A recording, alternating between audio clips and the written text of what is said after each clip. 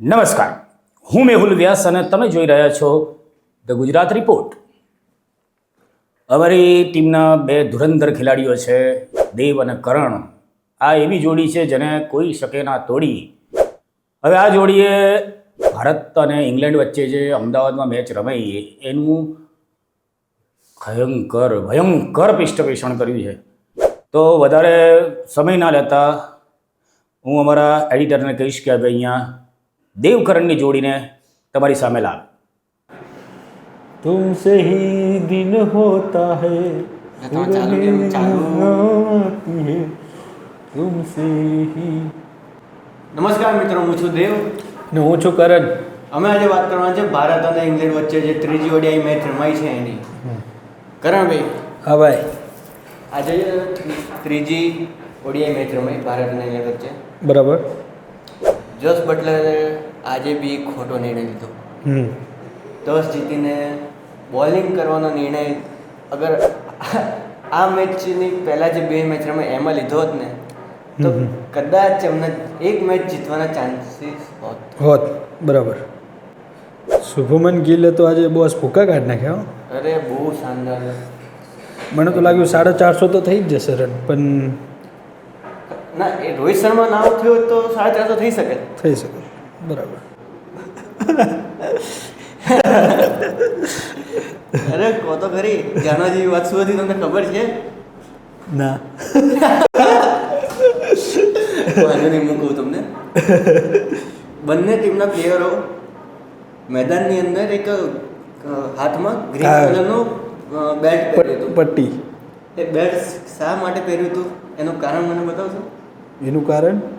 એ green belt પહેરવાનું કારણ એ હતું કે એટલે કે બીસીસીઆઈ એને જે નવી પહેલ ચાલુ કરી છે, બરાબર, અંગદાન કરો અને જીવન બચાવો, તેને સમર્થન આપવા માટે મોદીએ આ જે કીધું. ગ્રીન બેલ્ટ છે તે બધા જ પ્લેયરને આપવામાં આવ્યા હતા.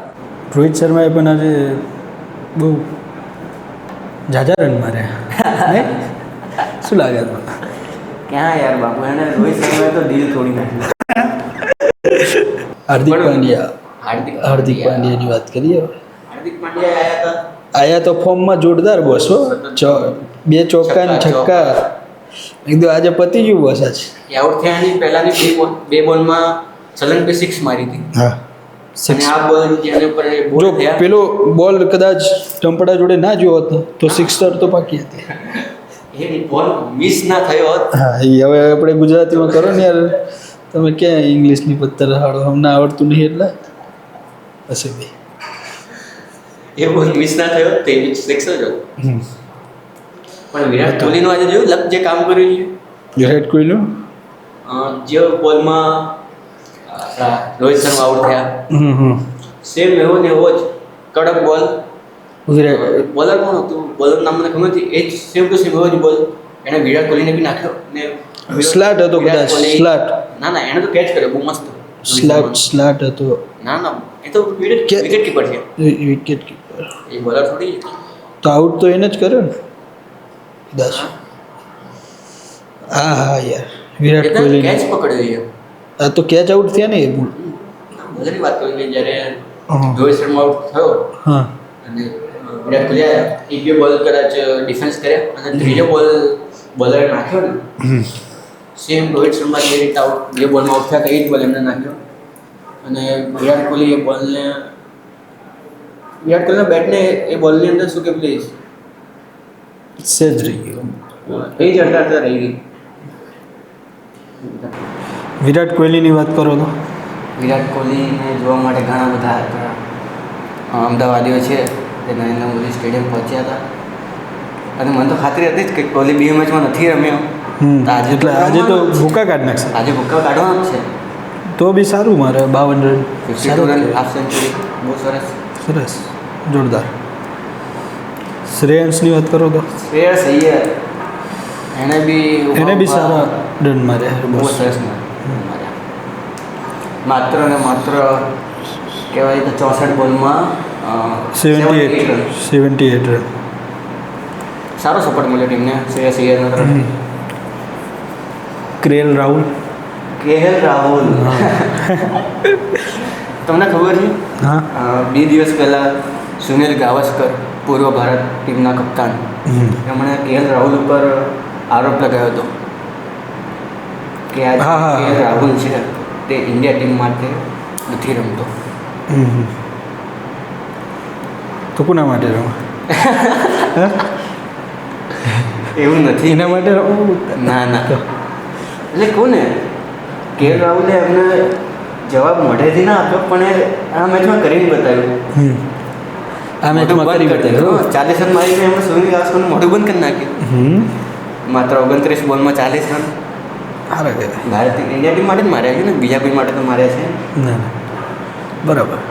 હાર્દિક પાંડ્યાની વાત કરો. હાર્દિક પાંડ્યા સ્ટાર્ટિંગમાં સરસ એવા સર હા ચોક્કા છક્કા મારતા હતા. બે બે સિક્સ મારી હતી હા. છેલ્લે. 2 6 છેલ્લે હતી. એની પછી બોલ્ડ થઈ ગયા. ભાઈને બોલ્ડ ચૂક્યા ન તે ત્રીજો બોલ બી 6 હતી. 6 હતી. ટંપડા પડી ગયા ભાઈના. કમરા પડી ગયા. સર પટેલની વાત કરો. અક્ષર પટેલે આજે બેટિંગમાં તો એટલી બધી કંઈ ખાસ નહીં કરી પણ એમની આજે બોલિંગ સારી હતી કે 2 વિકેટ હતી એમની.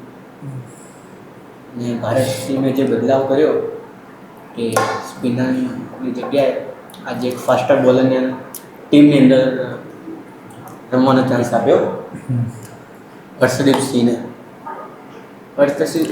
હર્ષદીપ સિંહ આજે પહેલી ઓડીઆઈ મેચમાં રમવા આવ્યા હતા અને 2 વિકેટ ચટકાવી મૂક્યા.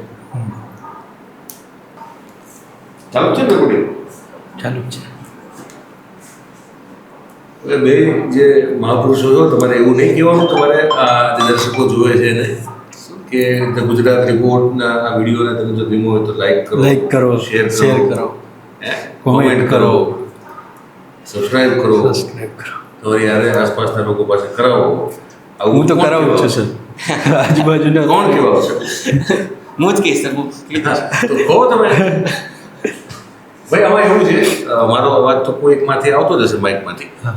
આમાં એવું છે દોસ્તો કે અમારા આ બે જે છોકરાઓ છે આ એક રો પ્રકારનો ટેલેન્ટ છે જે તમને લગભગ આમ તો દરેક યુવાનોમાં જોવા મળે. પોઈન્ટ એ છે કે આપણો આજનો જે યુવા વર્ગ છે એના પોતાના પણ વિચારો છે અલગ અલગ ક્ષેત્રમાં અલગ અલગ બનતી ઘટનાઓ. એમનું એક જેને કહેવાય ને કે રોનેસમાં એકદમ મૂળભૂત રીતે જે માનવું છે જે પણ થઈ રહ્યું છે એના વિશે એને અમે આ બંને યુવાનો દ્વારા વ્યક્ત કરવાનો પ્રયાસ કરી રહ્યા છીએ.